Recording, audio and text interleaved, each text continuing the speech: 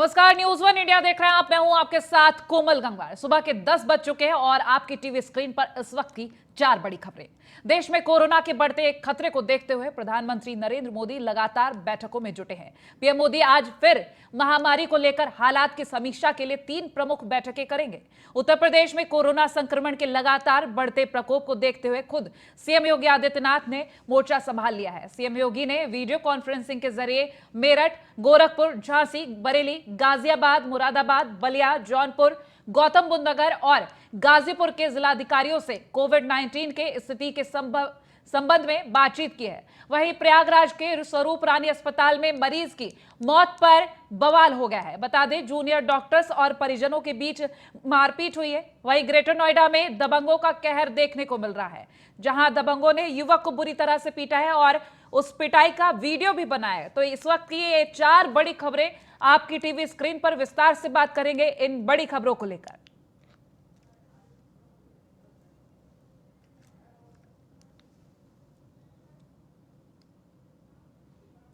और अब खबरें विस्तार से। कोरोना से बिगड़ते हालात पर पीएम मोदी ने कमान संभाली है। कुछ देर में ही राज्यों के मुख्यमंत्रियों के साथ बात करेंगे। तो बता दें, दोपहर 12:30 बजे का वक्त तय किया गया है जब ऑक्सीजन निर्माताओं के साथ पीएम मोदी बैठक करेंगे।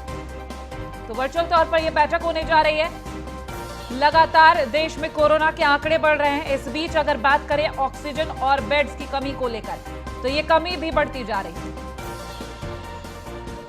संवाददाता गुलशन सैफी हमारे साथ फोन लाइन पर जुड़ गए। गुलशन, आज दोपहर 12:30 बजे ऑक्सीजन निर्माताओं से बैठक करने जा रहे हैं पीएम नरेंद्र मोदी।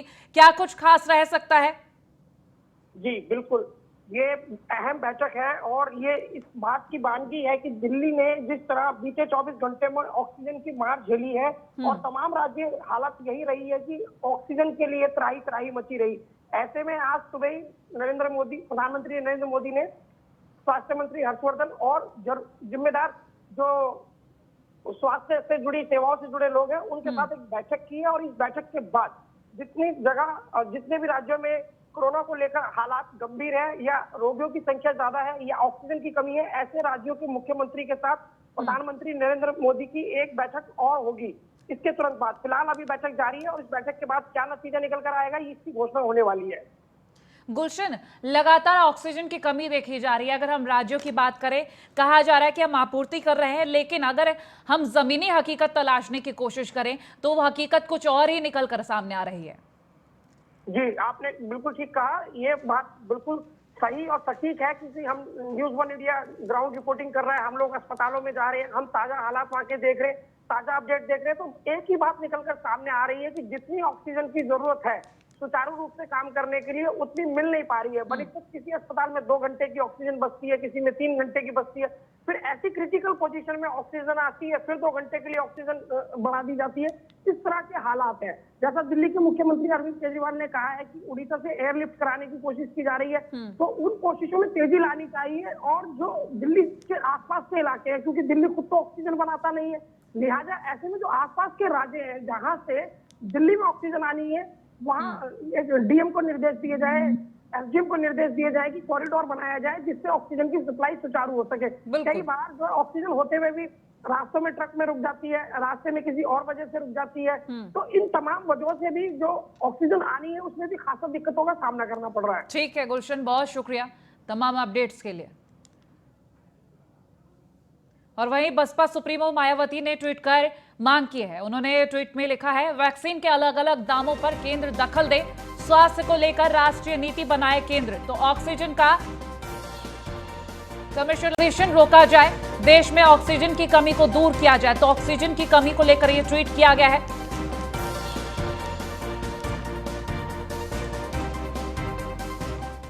और अब खबर रायबरेली से। धारदार हथियार से वृद्ध दंपति की हत्या कर दी गई है। बता दें, अज्ञात बदमाशों ने वृद्ध दंपति को मौत के घाट उतार दिया। डबल मर्डर से इलाके में सनसनी का माहौल देखा जा रहा है। वहीं आपको यह भी बता दें कि पुलिस की टीम जांच पड़ताल में जुटी है। भदोखर थाना क्षेत्र के देदानी गांव का यह मामला बताया जा रहा है। वृद्ध दंपति की हत्या से हर जगह सनसनी फैली हुई है पूरे क्षेत्र में। रायबरेली से इस वक्त की ये खबर। फिलहाल पुलिस की टीम जांच पड़ताल में जुट चुकी है। हथियार से वृद्ध दंपत्ति की हत्या की गई थी। अज्ञात बदमाशों ने वृद्ध दंपत्ति को मौत के घाट उतार दिया।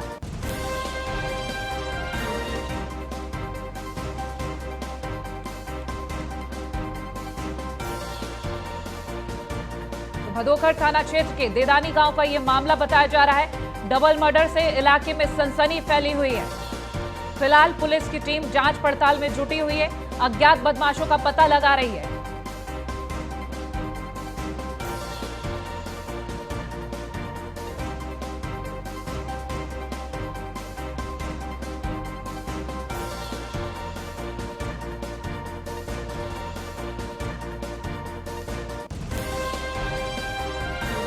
रायबरेली से ये खबर एक बार फिर से आपको अपडेट दे देते हैं। डबल मर्डर से इलाके में सनसनी का माहौल है। बहरहाल अज्ञात बदमाशों ने वृद्ध दंपति की हत्या की और फरार। फिलहाल पुलिस की टीम जांच में जुट चुकी है।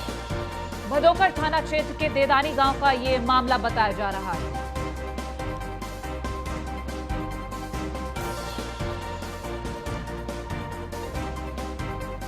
तो लगातार तलाश जारी है, जांच भी जारी है। ऐसे में कोई भी सबूत, कोई भी सुराग मिल रहा है, उसके जरिए कोशिश यही की जा रही है कि अज्ञात बदमाशों का पता लगाया जा सके।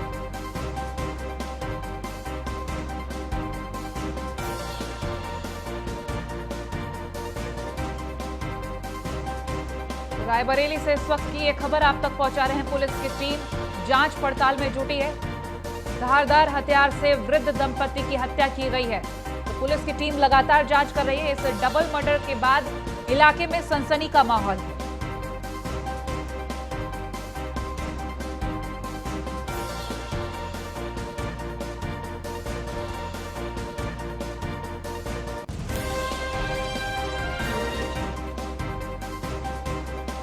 इस वक्त ये खबर रायबरेली से आप तक पहुंचा रहे हैं। डबल मर्डर से पूरे इलाके में सनसनी का माहौल।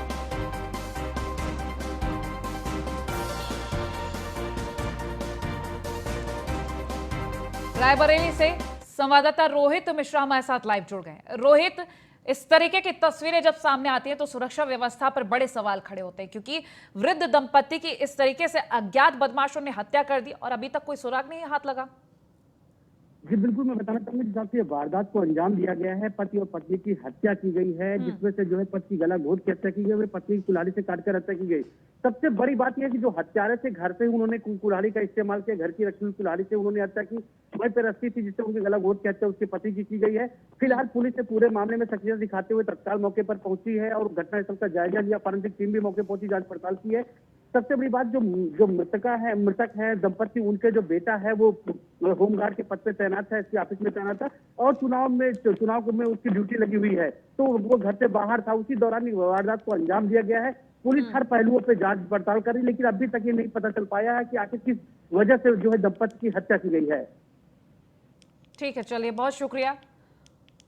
और लगातार इस तरीके से जब खबरें सामने आती है तो सुरक्षा व्यवस्था पर सवाल खड़े होते हैं कि आखिर कैसे इंतजाम है। बागपत से खबर, निजी अस्पताल में ऑक्सीजन की कमी हुई है। ऑक्सीजन की कमी से मरीजों की तबीयत तक बिगड़ गई। अस्पताल की लापरवाही से कई दिक्कतें हो रही हैं, परिजनों का ये कहना। और वहीं परिजनों की तरफ से जो ये बात कही गई, डॉक्टर्स का कहना है कि वेंडर नहीं कर रहे ऑक्सीजन की सप्लाई। डीएम के आदेश के बाद अस्पताल पहुंचाए गए ऑक्सीजन। और बागपत के सर्वोदय हॉस्पिटल का यह मामला बताया जा रहा है फिलहाल।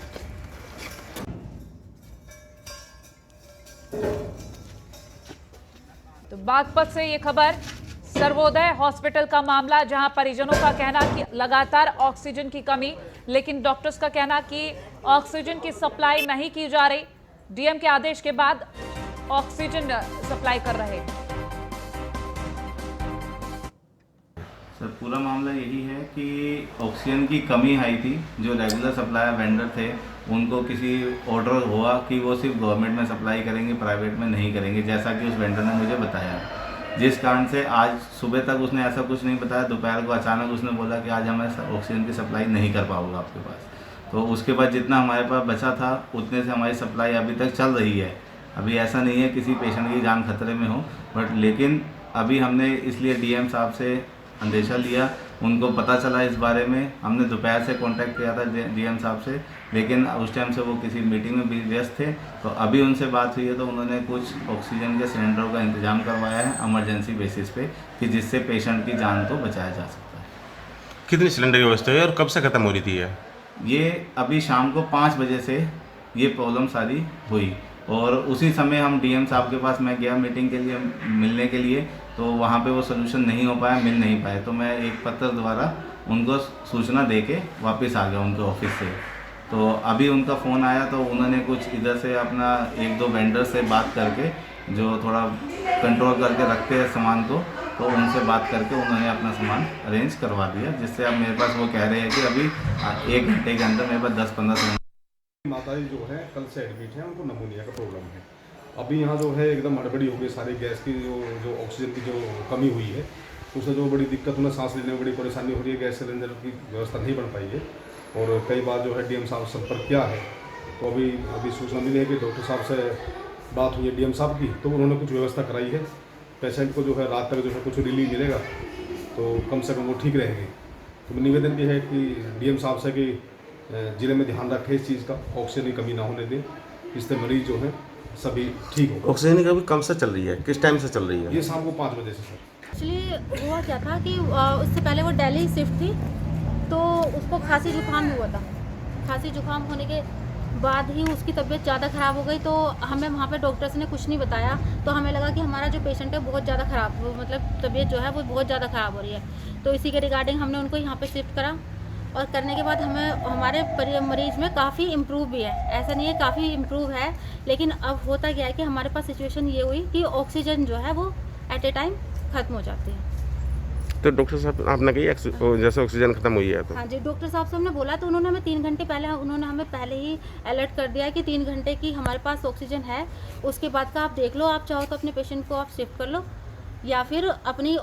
और वहीं कोरोना के संक्रमण चेन को तोड़ने के लिए यूपी में नाइट कर्फ्यू जारी है, लेकिन बेवजह घूमने वाले लोग इस बात को गंभीरता से नहीं ले रहे। संभल में लोग नियमों का उल्लंघन कर रहे हैं। कर्फ्यू के दौरान कई लोग बेवजह सड़कों पर घूमते नजर आ रहे हैं। ऐसे ही कुछ लोगों पर सदर कोतवाली पुलिस के तरफ से कड़ा एक्शन लिया गया है। बिना वजह घूमने वालों को लगातार पुलिस की ओर से सबक सिखाया जा रहा है। इनको सड़क पर रोककर उठक बैठक और मुर्गा बनाकर सबक सिखाया जा रहा है। पुलिस की ओर से लोगों को बताया गया है कि वो घर से बाहर ना निकले और घरों में ही रहें, चेहरे पर मास्क लगाएं। खबरों में आगे बढ़ेंगे तो पंचायती राज्य मंत्री के बेटे की शादी में कोरोना प्रोटोकॉल की धज्जियां उड़ती देखी गई। शादी समारोह में किसी भी मेहमान ने मास्क तक नहीं लगा रखा था। मंत्री भूपेंद्र चौधरी के यहां कोरोना प्रोटोकॉल की धज्जियां उड़ाई गई। मुरादाबाद में आयोजित शादी में 100 लोग आमंत्रित थे। न्यूज़ 1 इंडिया के पास शादी समारोह की एक्सक्लूसिव तस्वीरें हैं।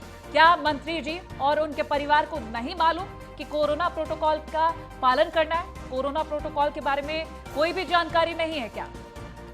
तो ये एक्सक्लूसिव तस्वीरें भी आपको दिखा रहे हैं, और किसी ने भी इन तस्वीरों में मास्क नहीं पहना हुआ है। सोशल डिस्टेंसिंग की अगर बात की जाए तो नामो निशान नहीं है सोशल डिस्टेंसिंग का। फिलहाल ये एक्सक्लूसिव तस्वीरें आप न्यूज़ 1 इंडिया की स्क्रीन पर देख रहे हैं। मंत्री के बेटे की शादी समारोह में सभी गणमान्य पहुंचे हुए, लेकिन किसी भी गणमान्य ने मास्क नहीं पहना है।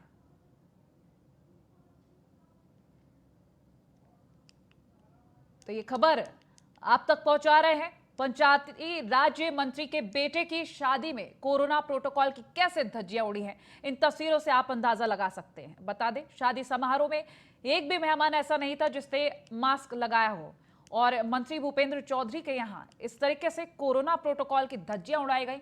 मुरादाबाद में इस शादी समारोह का आयोजन किया गया था। 100 लोग आमंत्रित थे, और इस वक्त न्यूज़ 1 इंडिया की स्क्रीन पर आप ये एक्सक्लूसिव तस्वीरें देख रहे हैं।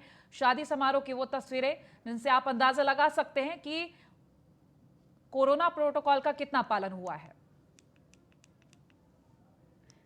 संवाददाता अंकित शर्मा हमारे साथ फोन लाइन पर जुड़ गए हैं। अंकित, लगातार कोरोना प्रोटोकॉल का पालन करने के लिए कहा जाता है, लेकिन जब जिम्मेदार लोग ही उन प्रोटोकॉल को तोड़ने लगे, धज्जियां उड़ाने लगे, तो आखिर आम जनता कैसे समझेगी? शादी समारोह की ये तस्वीरें साफ बयां कर रही हैं कि मंत्री भूपेंद्र चौधरी के यहाँ कोरोना प्रोटोकॉल का कितना पालन हुआ है।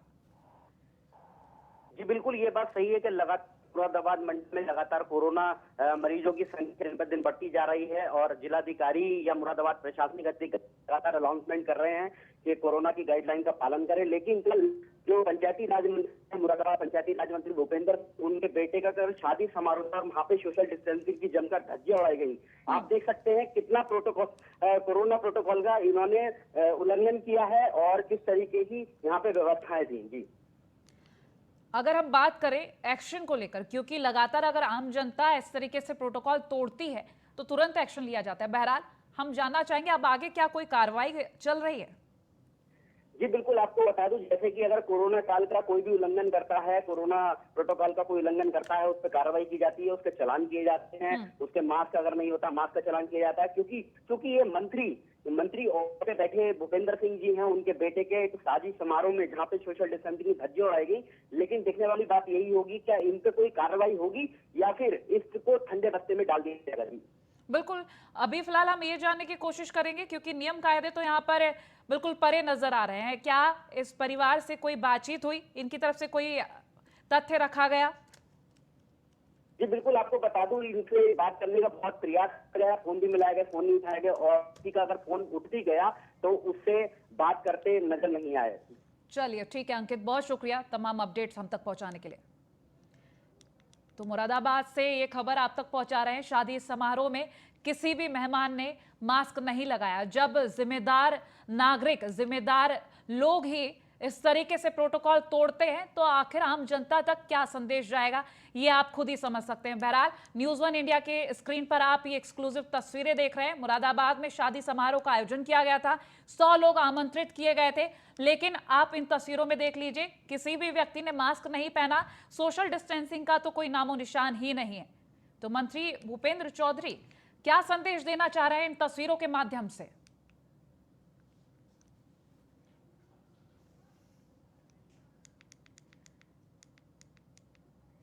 तो किसी भी मेहमान ने मास्क नहीं लगाया।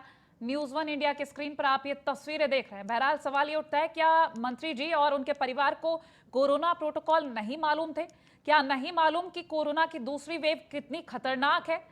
इससे संक्रमण अगर फैलता है, एक भी व्यक्ति में संक्रमण होता है तो सभी मेहमान संक्रमित हो सकते हैं। बहरहाल ये शादी की तस्वीरें देखिए, लोगों ने तस्वीरें तो खिंचवाई लेकिन मास्क पहनना भूल गए। फिलहाल शादी समारोह की अनुमति मिली हुई है लेकिन कोरोना प्रोटोकॉल के तहत, लेकिन यहां कोरोना प्रोटोकॉल का किस तरीके से यहां धज्जियां उड़ाई गई हैं आप खुद देख सकते हैं। मुरादाबाद से ये खबर, मंत्री के बेटे की शादी समारोह का आयोजन किया गया था और इस शादी समारोह में 100 लोगों को बुलाया गया था और नियम कानून कितने यहां पर पालन किया गया उनका, वो तो आप अंदाजा लगा ही रहे। सोशल डिस्टेंसिंग का भी पालन नहीं हुआ, ना ही मास्क पहना गया।